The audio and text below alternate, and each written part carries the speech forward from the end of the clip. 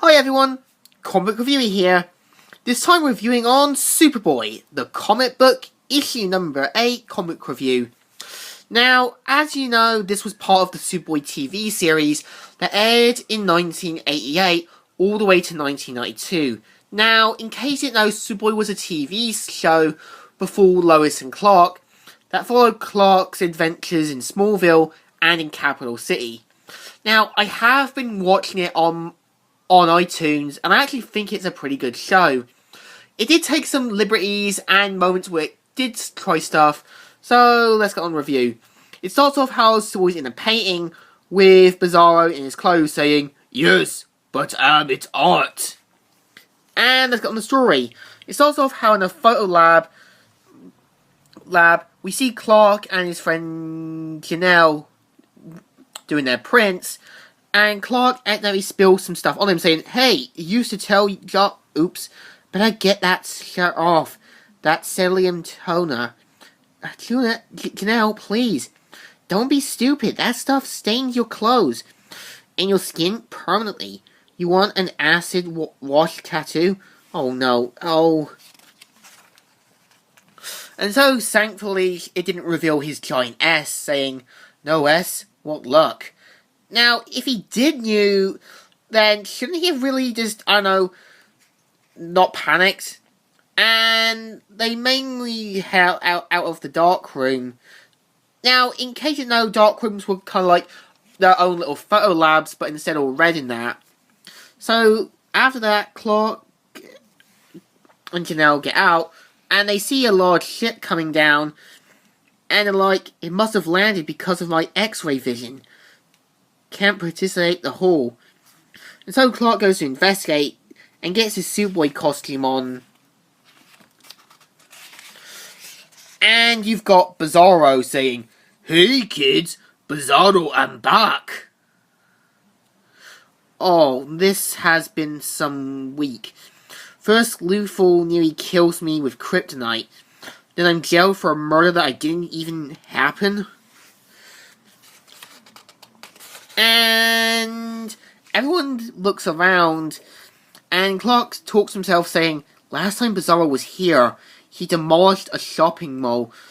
There was no telling what he'll do now." Thank you, Clark. I'll be kicking myself right now if I didn't have my camera. "Humans? Me remember. You Superboy. You copy of Bizarro." Whatever you say. And he remembers that he's a duplicate of him. And he says, "How the heck are you?" Huh? And so he starts taking pictures, and Bizarro flies away, and Clark says, "Not if I can help it. I just want to make sure he stays out of trouble. Be your brother's keeper? Let's just say I feel certain responsibility for Bizarro's actions. He's kind of unpredictable. Yeah, that's what makes him so outrageous." And so they talk about Bizarro and all that, and they meet the professor who Clark met before in the TV show. And he talks about how it was a duplicating ray that could make a copy of something. And it points out back in the first season episode, or second season, Clark was actually hit and a duplicate of Bizarro came. And I haven't seen the episode, only watched season 2, 3 and 4. It's like, wild, I should have taken more science classes. Can I have this? If you'll be careful, miss, remember. It won't last. And so they're like, "I still don't get it. Why do you snag the rose from Professor Patterson?" "Inspection, Clark, inspection." "Clark! What's up with you and your gloom and doom queen? I didn't think she'd come out." And so she mainly talks with her, like, drama club friends, and she sees that this is a big opportunity for her to get Bizarro as her big chance. And even Bizarro's watching cartoons, and they mainly talk about it. So they go to a video store which I'm surprised is meant to be blockbuster also. So she brings Bizarro along and goes to the Kiddio video section, and which is going to be part of her project, and even goes and talks to one of the managers at an art studio about her so-called idea that she's having. And as soon as the big unveiling happens, Andy, Lorna, and that all go in, and we see her kind of drama performance, and Bizarro watching it. But as soon as he watches the TV, he mainly blows up, which turns out it was only the TV saying, "Where did Rookie Rabbit go? Bring him back." Calm down, Bizarro, please. I can take care of things. And so they make me think it's part of the show. And despite one of the guys protesting, he ends up getting thrown off. And Superboy rescues him just in time and goes against Bizarro. And even puts the film back on. And as soon as they think Bizarro was going to blow himself up, he turns out perfectly okay. And he says, he's alive, but I thought, looks like the kryptonite did cure him. After all, that percentage must have been a minor aftershock of the exposure.